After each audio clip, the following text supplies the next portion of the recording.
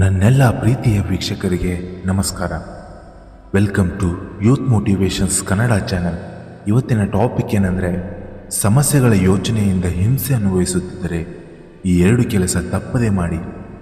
ಅವಮಾನಗಳನ್ನು ಅಮೃತದಂತೆ ಸ್ವಾಗತಿಸಿ, ಸನ್ಮಾನಗಳನ್ನು ವಿಷದಂತೆ ಸ್ವೀಕರಿಸಿ. ಜೀವನದಲ್ಲಿ ನಿಮಗೆ ನೂರಾರು ಸಮಸ್ಯೆಗಳು ಬಂದಿರಬಹುದು ಅಥವಾ ಬರುವ ನಿರೀಕ್ಷೆ ಇರಬಹುದು. ಅವುಗಳ ಬಗ್ಗೆ ಯೋಚನೆ ಮಾಡಿಕೊಂಡು ಕಾಲ ಕಳೆಯಬೇಡಿ. ಅದರಿಂದ ಸಮಸ್ಯೆಗಳ ಪರಿಹಾರಗಳನ್ನು ಹುಡುಕುವ ಪ್ರಯತ್ನದಿಂದ ವಂಚಿತರಾಗಿ ಹಿಂಸೆ ಅನುಭವಿಸುತ್ತೀರಾ. ಎಂತಹ ಸಂಕಷ್ಟ ಪರಿಸ್ಥಿತಿಯಲ್ಲಿಯೂ ಅನೇಕ ಸಂತೋಷಗಳ ಬದಲಾವಣೆಗೆ ಮಾರ್ಗ ಇರುತ್ತದೆ. ಒಂದು ವೇಳೆ ನಿಮ್ಮ ಜೀವನದಲ್ಲಿ ಸಂತೋಷಕ್ಕಿಂತ ಹೆಚ್ಚು ದುಃಖವೇ ತುಂಬಿದ್ದರೆ ನೀವು ಯಾವುದೋ ಒಂದು ಸಾಧನೆ ಮಾಡಲು ಹೊರಟಿದ್ದೀರಾ ಎಂದರ್ಥ. ಒಳ್ಳೆಯ ವಿಷಯಗಳ ಬಗ್ಗೆ ಆಲೋಚನೆ ಮಾಡಿ. ಒದಗಿ ಬಂದ ಸಮಸ್ಯೆಗಳನ್ನು ಪರಿಹಾರದ ಬಗ್ಗೆ ಮಾರ್ಗಗಳನ್ನು ಹುಡುಕಿ. ಮುಂದೆ ಏನಾಗುತ್ತದೋ ಏನೋ ಎಂಬ ಭಯದಿಂದ ಹೇಡಿತನವನ್ನು ತೋರಿಸಿಕೊಳ್ಳುತ್ತಾ ಜೀವನದಲ್ಲಿ ಜಿಗುಪ್ಸೆಯಿಂದ 100 ವರ್ಷ ಬದುಕುವುದಕ್ಕಿಂತ ಅನೇಕ ಸಮಸ್ಯೆಗಳನ್ನು ಹೇಗೆ ಎದುರಿಸಬೇಕೆಂಬುದನ್ನು ಅರ್ಥ ಮಾಡಿಕೊಂಡು ಜೀವನ ಸಾಗಿಸುವವನೇ ನಿಜವಾದ ಮನುಷ್ಯ.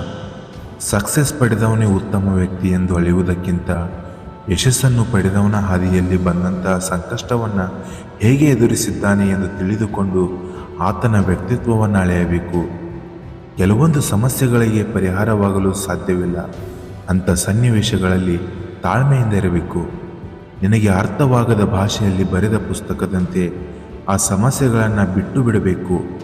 ಅಂತಹ ಕೆಲವು ಸಮಸ್ಯೆಗಳನ್ನು ಪ್ರತಿಯೊಬ್ಬರೂ ತಮ್ಮ ಜೀವನದಲ್ಲಿ ಅನುಭವಿಸಿ ಸಾಯುತ್ತಾರೆ.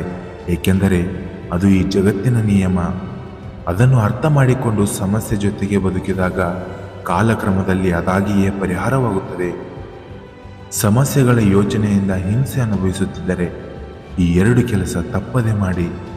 ಮೊದಲನೆಯದು, ನಿಮ್ಮ ಸಮಸ್ಯೆಗಳನ್ನು ಅರ್ಥ ಮಾಡಿಕೊಳ್ಳಿ. ಅದು ನಿನ್ನ ಕಡೆಯಿಂದ ಪರಿಹಾರವಾಗುತ್ತಾ ಎಂಬುದನ್ನು ತಿಳಿದುಕೊಳ್ಳಿ. ಒಂದು ವೇಳೆ ಸಾಧ್ಯವಾದರೆ ಅದರ ಪರಿಹಾರವನ್ನು ಹುಡುಕಿ.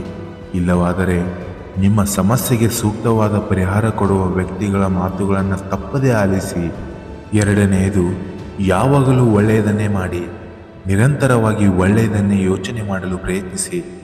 ಕಷ್ಟಗಳೇ ಇಲ್ಲದೆ ಮನುಷ್ಯ ಜಗತ್ತಿನಲ್ಲಿಯೇ ಇಲ್ಲ ಎಂಬುವ ಸತ್ಯವನ್ನು ಅರ್ಥ ಮಾಡಿಕೊಂಡರೆ ಸಾಕು. ನೀವು ಅತಿಯಾದ ಯೋಚನೆಗಳಿಂದ ಪಾರಾಗಲು ಸಾಧ್ಯತೆ ಇದೆ.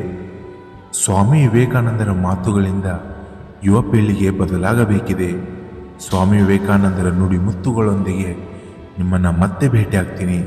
ಇನ್ನಷ್ಟು ಹೆಚ್ಚಿನ ಮೋಟಿವೇಶ್ನಲ್ ವಿಡಿಯೋಗಳಿಗಾಗಿ ನಮ್ಮ ಯೂತ್ ಮೋಟಿವೇಶನ್ಸ್ ಕನ್ನಡ ಚಾನೆಲನ್ನು ಲೈಕ್ ಮಾಡಿ, ಸಬ್ಸ್ಕ್ರೈಬ್ ಮಾಡಿ ಹಾಗೂ ಬೆಲ್ ಐಕಾನ್ ಮೇಲೆ ಕ್ಲಿಕ್ ಮಾಡಿ. ಧನ್ಯವಾದಗಳು. ಜೈ ಹಿಂದ್, ಜೈ ಕರ್ನಾಟಕ ಮಾತೆ.